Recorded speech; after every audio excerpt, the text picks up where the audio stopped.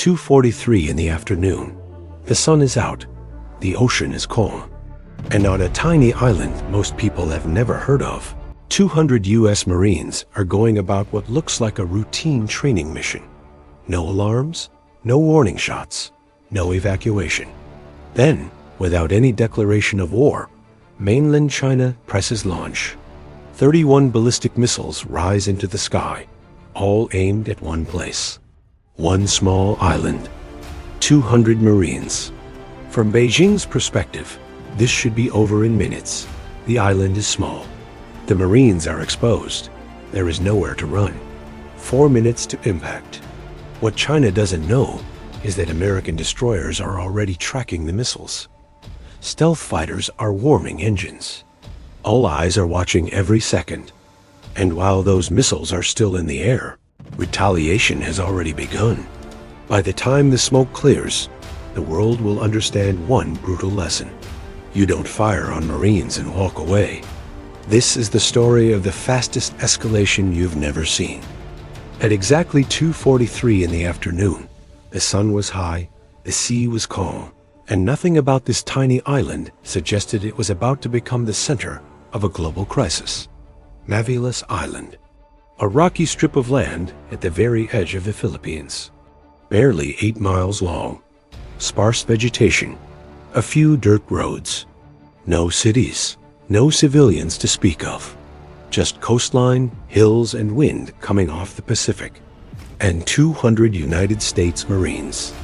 They were there legally, invited, conducting a joint training exercise with Philippine forces, defensive drills, amphibious maneuvers, small unit coordination, routine presence, nothing flashy. But to Beijing, this island was not routine. It was a provocation. Mavilas sits in one of the most sensitive corridors in the Indo-Pacific, between northern Philippines and Taiwan. Close enough to matter. Close enough to challenge China's claim of dominance over nearby sea lanes. And on this day, China decided to send a message. A message written in fire. What China believed was that this island was exposed. Too small, too close, too vulnerable. 200 Marines on open terrain. Nowhere to run, nowhere to hide. They believed they had minutes to react. They believed they were wrong. Earlier that morning, just after 10 a.m., U.S. Marine landing craft approached the island's narrow beaches. Marines stepped onto Philippine soil alongside their Filipino counterparts. Weapons slung, packs heavy, eyes scanning the horizon. Colonel James Carter, the officer commanding the Marine detachment, addressed his unit calmly. This is a partner mission. We train, we defend, we do nothing provocative. Stay sharp. Everyone understood the subtext. China would be watching. And they were. By early afternoon, Chinese surveillance aircraft had adjusted their flight patterns. Naval radar stations along the coast of Fujian increased activity. Communications traffic spiked. At 1:00 p.m., inside a command room deep within China's Southern Theater Command, senior officers gathered around a digital map. An island glowed on the screen. Mavilas. An American presence just 130 miles from the Chinese mainland. One general broke the silence. This cannot be allowed to continue. The discussion was brief, sharp, focused. The conclusion was brutal. A limited ballistic missile strike. High explosive warheads. Target the island. Neutralize the Marines. Force an immediate withdrawal. Demonstrate that any foreign military presence this close to China would be punished. The planners believed the odds were perfect. Ballistic missiles move fast. Intercept windows are short. Small island. Limited cover. They believed this would be decisive. At 2:15 p.m., launch orders were transmitted to multiple missile units across Fujian province. Coordinates locked. Weapons armed. At 2:30 p.m., Marines on the island noticed the shift. Chinese aircraft no longer merely observing. Electronic interference flickering on comms. Radar warnings blinking briefly. then vanishing. Colonel Carter did not hesitate. All units, raise readiness. Move to hardened positions.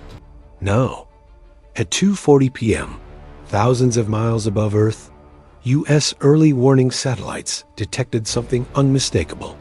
Thermal blooms, multiple, simultaneous, ballistic missile launches. An alert flashed through U.S. Indo-Pacific Command. Source: Mainland China. Count: 31. Trajectory: Mavulus Island. Time to impact: 4 minutes. 4 minutes. At 2:43 p.m. exactly, the missiles cleared their launch rails. 31 F-16 ballistic missiles roared into the sky from 6 different locations. Their boosters burned white-hot as they accelerated toward space, then curved toward a tiny island holding 200 Marines. In Beijing's mind, the calculation was simple: overwhelm defenses, cause casualties, force retreat. But the missiles were not flying into an empty sky. 12 miles offshore, 2 U.S. Navy destroyers had already seen them. USS John Paul Jones, USS Mustin. Their SPY-6 radar systems tracked every launch in real time. Multiple ballistic targets detected. Count: 31. Captain Sarah Mitchell, commanding John Paul Jones, did not raise her voice. Engage. Full intercept. At 2:43 and 20 seconds, the destroyers came alive. SM-3 interceptors launched in rapid succession. One after another, they tore upward, leaving bright scars in the sky as they raced beyond the atmosphere. 24 interceptors launched in under half a minute. On Mavulus Island, air raid sirens wailed. This is not a drill. Marines sprinted for bunkers. Reinforced shelters dug into rock and earth. Boots pounded dirt. Gear slammed against concrete walls.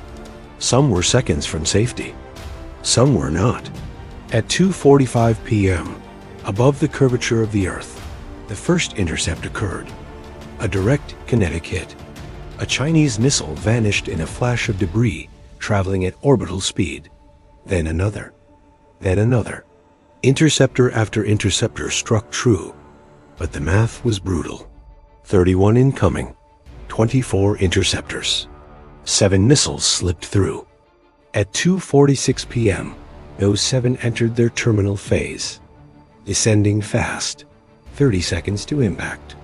The destroyers fired again, this time SM-2 missiles designed for the final moments. 3 more threats died in the sky. 4 remained. The Philippine Navy, watching their own territory come under attack, acted without hesitation. BRP Jose Rizal launched its interceptors. 2 more Chinese missiles were destroyed. Now only 2 remained. 10 seconds. At 2:46 and 40 seconds, the first missile struck the northern beach. A massive explosion. Sand and rock thrown skyward. Shrapnel tore through empty positions. No Marines were there. 5 seconds later, the second missile hit the central hills. Trees snapped. Earth shook. A fireball rolled across the ridge. But the bunkers held. When the dust settled, the impossible became clear. 31 missiles launched. 29 intercepted. 2 impacts. 0 casualties. Colonel Carter emerged from the shelter, dust on his uniform. Sound off. Every Marine answered. Not one wounded, not one missing. But while the missiles were still falling, something else had already begun. Because the moment China fired, retaliation was no longer a question. At 2:43 and 30 seconds, U.S. Pacific Fleet authorized full response. USS America, operating 20 miles away, received the order. American Marines are under ballistic missile attack. Admiral Patricia Hayes did not deliberate. Execute. At 2:44 p.m., the deck of USS America erupted. 12 F-35B stealth fighters launched into the sky, invisible to radar, each loaded with precision weapons. Moments later, 8 AH-1Z Viper attack helicopters followed. At the same time, Japan received the call. U.S. forces under attack. Authorization granted. Japanese pilots were already running. At 2:47 p.m., USS John Paul Jones and USS Mustin fired Tomahawk cruise missiles. Dozens. Their targets were already programmed. Every Chinese missile battery that had fired. At 2:48 p.m., the F-35s crossed the Chinese coastline undetected. At 2:50 p.m., precision weapons fell. Battery after battery vanished. Launch vehicles destroyed. Command bunkers collapsed. Ammunition detonated in chained explosions.